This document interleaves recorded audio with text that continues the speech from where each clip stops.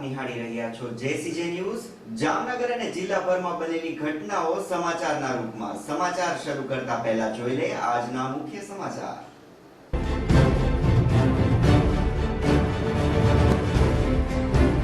દ્વારકા નગરપાલિકાની ચૂંટણી નજીક છે ત્યારે ન્યૂઝ ટીમ પહોંચી દ્વારકા।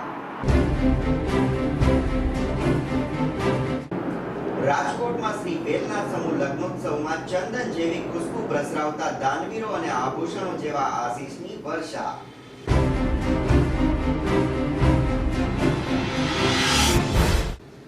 મહિલા ઉમેદવાર સાથે અભદ્ર ખેલ પાડનાર જામજોધપુર પોલીસ સામે દલિતોનો ભભૂકતો આક્રોશ।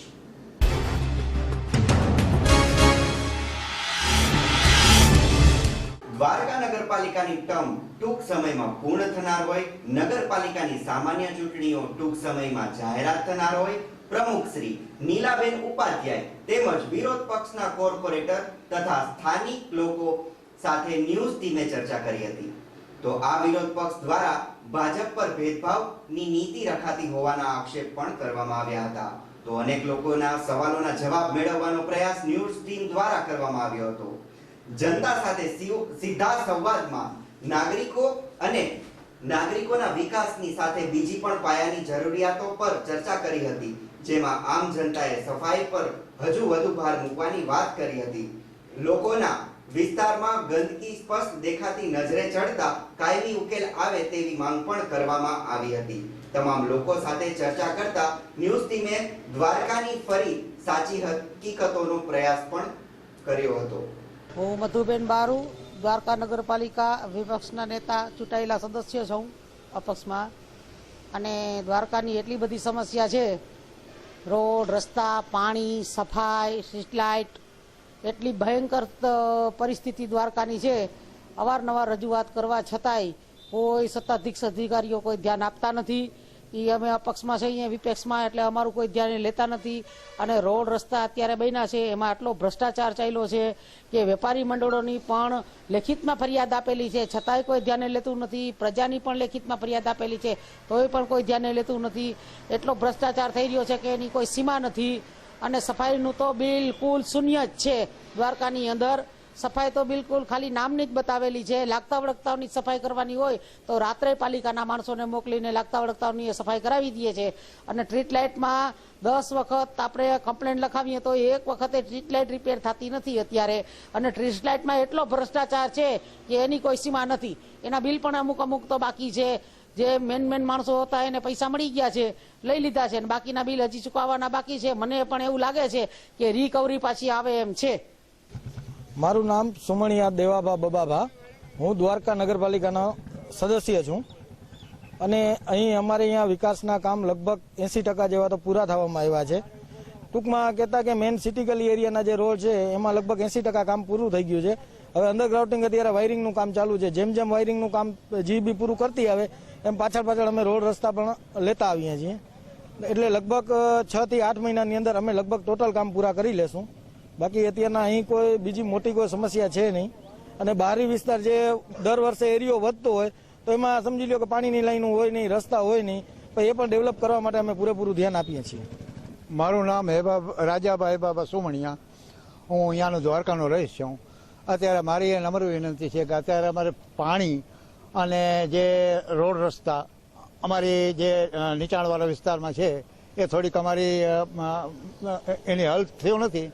તો એ માટે થોડીક સરકારની વિનંતી। અને અહીંના જે બહારના યાત્રુ દ્વારકાની અંદર વધારે આવે છે જાજા ભાગમાં, કારણ કે લાસ્ટ છે એટલે એની અંદર અમારે થોડુંક પાણીની બહુ સમસ્યા રહે છે। એ સરકારને અમારી નમ્ર વિનંતી છે કે પાણી પુરવઠો પૂરું કરે અને અમારા માટે એટલું સરકાર કેન્દ્ર તો ધ્યાન દે। જય દ્વારકાધીશ। મારું નામ માણેક ખેરાજભા, હું દ્વારકાનો રહેવાસી છું। અહીંયા અમારે હોસ્પિટલ તો છે જ ને બીજી 100 બેડની હોસ્પિટલે બને છે, પરંતુ અહીંયા અમારે એક ગાયનેક ને એક ઓર્થોપેડિક સર્જનની છે, કેમ કે છેવાડાનો વિસ્તાર છે। એટલે અહીંથી અમારે હોસ્પિટલના સ્ટાફના અભાવે અમારે છે ખંભાળિયા જવું પડે। પણ જો અહીંયા એક સર્જન આવી જાય, ઓર્થોપેડિક સર્જન ને એક ગાયનેક, કેમ કે અહીંયા લગભગ 42 ગામડાઓ છે, લગભગ 20-20 કિલોમીટરના અંતરે છે। 108ની સુવિધા સારી છે, અહીંયા પહોંચાડી દઈએ, પણ મહિલાઓ હોય એ અહીંથી ખંભાળિયા જાય, કદાચ એવું બને કે એક યારે 3-4 કેસ હોય તો એક ગાયને 3-4 જગ્યાએ હેન્ડલ ના કરી શકે. એના માટે અમારે સરકારશ્રીને નમ્ર અરજ છે કે ગાયનેક ને ઓર્થોપેડિક સર્જન હોસ્પિટલ તો બને જ છે 100 બેડની, પણ એ તો જે તે વખતે બને ત્યાંની, એની પહેલા જો આ 2 ડોક્ટરની જે વ્યવસ્થા સરકાર અમારી અરજ સાંભળીને જો વહેલી તકે આની વ્યવસ્થા કરે ને તો અમારા સૌ દ્વારકાવાસીઓની એક ખાસમાં ખાસ અરજ છે કે એક ઓર્થોપેડિક સર્જન ને એક ગાયનેક એની ને ડોક્ટર બને ને એની પહેલા જો MBBS ની વ્યવસ્થા થાય તોય વધારે સારું, પણ આ 2 ડોક્ટરની વ્યવસ્થા થાય ને એવી અમારે સરકારશ્રીની નમ્ર અરજ છે. મનસુખ પરમાર, દેવભૂમિ દ્વારકા જિલ્લા ભાજપમાં ઉપપ્રમુખ છું. છેલ્લા 10 વર્ષથી અમારે દ્વારકા નગરપાલિકામાં ભાજપનું શાસન છે અને છેલ્લા 10 વર્ષની અંદર સૌથી જો મહત્વની કામગીરી કરવામાં આવી હોય તો એની અંદર અંડરગ્રાઉન્ડ ડ્રેનેજ અને એ ડ્રેનેજ કામ પૂર્ણ થયા પછી CC રોડ છે અને જે અંડરગ્રાઉન્ડ લાઇટિંગનું કામ રહેતું હતું એ બી ઓલમોસ્ટ અત્યારે પૂર્ણતાના આરે છે. એટલે ગામના જે મેઇન પ્રશ્નો હતા ગંદકીના કારણે જે થતી એટલે એના કારણે અંડરગ્રાઉન્ડ ડ્રેનેજના કારણે આ પ્રશ્ન સોલ્વ થઈ જશે. અને આ ઉપરાંત યાત્રાધામ વિકાસ બોર્ડ અને ગુજરાત સરકાર દ્વારા પણ દ્વારકાને એક પવિત્ર યાત્રાધામ માની અને આના માટે બહુ સારી કામગીરી કરવામાં આવી છે. એ આપ જોઈ શકો છો, નવો ગોમતી ઘાટ છે, સનસેટ પોઈન્ટ છે અને ટુરિસ્ટમાં વધારો થાય એના માટે ઓખામાં બેટ દ્વારકા અને ઓખાને જોડતો નવો બ્રિજ બનાવવાનો છે, જેનું તાજેતરમાં ધારાસભ્ય ખાતમુહૂર્ત બી કરેલું છે. મારું નામ અનિલભાઈ લાલ છે. હું દ્વારકાનો રહીશ છું અને દ્વારકાના જે વેપારીઓ છે, વેપારી એસોસિએશનનો પ્રમુખ પણ છું. અને આપણે વાત કરવામાં આવે તો દ્વારકામાં ઘણી સમસ્યાઓ એવી છે કે જે આરોગ્યને લક્ષીને કે ભાઈ દ્વારકા યાત્રાધામ છે તો અહીંયા યાત્રાધામ તરીકે યાત્રિકો ખૂબ જ આવે છે અને દ્વારકાનો વિકાસ પણ ઘણો થયો છે. તો ખાસ વાત કરું તો દ્વારકામાં એક હોસ્પિટલ છે 42 ગામડાઓ વચ્ચે, તો આ હોસ્પિટલમાં આરોગ્યની દ્રષ્ટિએ ખાસ કરીને ડોક્ટરોનો અભાવ છે, નર્સનો અભાવ છે, સ્ટાફનો પૂરેપૂરો અભાવ છે. જ્યારે કોઈ પણ અકસ્માત થાય છે ત્યારે એ અકસ્માતના જે દર્દીઓને હોસ્પિટલે લઈ આવવામાં આવે છે 108 દ્વારા, તો અહીંયા ડોક્ટરો સીધા એને ચેક કરીને રિફર કરી દે છે, જેથી કરીને બહુ મોટી સમસ્યાઓ છે કે આજે રિફર કરે તો જામનગર અહીંથી 3 કલાકનો રસ્તો છે, તો ત્યાં પહોંચે તો આજે દર્દીને કાંઈક ને કાંઈક તકલીફો ઊભી થઈ જાય, ઘણા કેસો ફેલ પણ થઈ જાય છે. આ સાથે અહીં લેશું નાનકડો વિરામ. જોતા રહેશું JCJ ન્યૂઝ.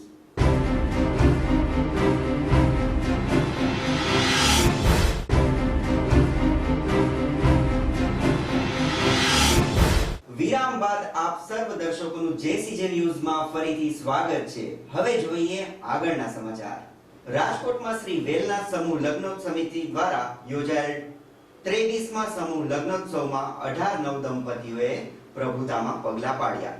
ત્યારે સંસ્કૃતિની પરંપરાગત વિવાહ સંસ્કારનો અનોખો પ્રસંગનો લાભો સમાજના નાનાથી લઈને મોટા સૌએ લીધો હતો, જે માટે પ્રમુખ શ્રી જંજવાડિયા ધર્મેશભાઈ, મહામંત્રી શ્રી મેથાણીયા વિજયભાઈ સહિતના સમિતિના સભ્યોની અર્થાંગ જહેમત દીપી ઉઠી હતી અને દાતાઓએ દાનની સરવાણી વહેવડાવી ચંદનની ખુશ્બુ પ્રસરાવી અને આશીર્વાદની પણ વર્ષા થઈ હતી. રેસકોર્સ ગ્રાઉન્ડમાં ગત રવિવારે યોજાયેલ આ ભવ્ય પ્રસંગ વખતે જાન સામૈયાથી માંડી દરેક માંગલિક પ્રસંગોને ખુશાલી ભર્યા વાતાવરણમાં સંપન્ન થયા હતા અને સમૂહ પ્રસાદ પણ યોજાયો હતો. પ્રભુતામાં પગલા પાડનાર કોડભરી કન્યાઓને રસોડાની સામગ્રીથી માંડી પલંગ સહિતના ફર્નિચરની રોજબરોજની ઉપયોગની ભેટ અપાઈ હતી. આ પ્રસંગે નવદંપતીઓને શુભ આશીષ પાઠવવા ગુજરાત ચુવાડિયા કોળી સમાજના મુખ્ય હોદ્દેદારો ઉપરાંત વિવિધ ક્ષેત્રના અગ્રણીઓ, ધારાસભ્યો સહિતના પ્રતિનિધિઓ ઉપસ્થિત રહ્યા હતા. મીડિયાના અગ્રણીઓ, સ્થાનિક સ્વરાજ્યની સંસ્થાના સભ્યો સહિત ખૂબ મોટી સંખ્યામાં આમંત્રિતો ઉપસ્થિત રહ્યા હતા. હાલના મોંઘવારીના સમયમાં સમૂહ વિવાહ યોજી આયોજકોએ સંત શ્રી વેલનાથ બાપુ અને સંત શ્રી નાગજી બાપુના આશીર્વાદને સાર્થક કરી નવયુગલના માતા પિતા સહિત પરિવારજનો માટે અડીખમ આધાર સમાન ઉદાહરણ પૂરું પાડ્યું, જેની ઠેર ઠેર સરાહના સાથે ભવ્ય આયોજન સૌને બિરદાવ્યું હતું. આજે 23મો સમૂહ લગ્ન રાજકોટ ખાતે સંશ્રી વેલનાથ બાપુ સમૂહ લગ્ન સમિતિ દ્વારા આયોજન કરેલ 18 દંપતીએ ભાગ લીધેલ. 8 થી 10,000 માણસોએ પ્રસાદ લીધેલ. આ કાર્યક્રમ બહુ સફળ ગયો. બધાનો ખૂબ ખૂબ આભાર. નવા કાર્યક્રમ સફળ રહે એવી વેલનાથ બાપુ પાસે પ્રાર્થના કરીએ છીએ. જય વેલ. જામજોધપુર પોલીસે દલિત પરિવારના ઘરમાં ઘૂસી મહિલા સાથે અભદ્ર વર્તન કર્યું અને આ મહિલા સહિત પરિવારને ખોટા ગુનામાં ફિટ કરવાની ધમકી આપનાર ફોજદાર સહિત 4 સામે સમાજમાં આક્રોશ ભભૂક્યો અને રોષપૂર્ણ રેલી નીકળી તેમજ દલિતો અને મુસ્લિમો મોટી સંખ્યામાં જોડાયા હતા. આ સાથે સમાચારોને અહીં સમાપ્ત કરીએ અને ફરી મળીશું નવા સમાચારો સાથે. હું છું શેખર વ્યાસ અને આપ નિહાળી રહ્યા હતા JCGN ન્યૂઝ. ધન્યવાદ.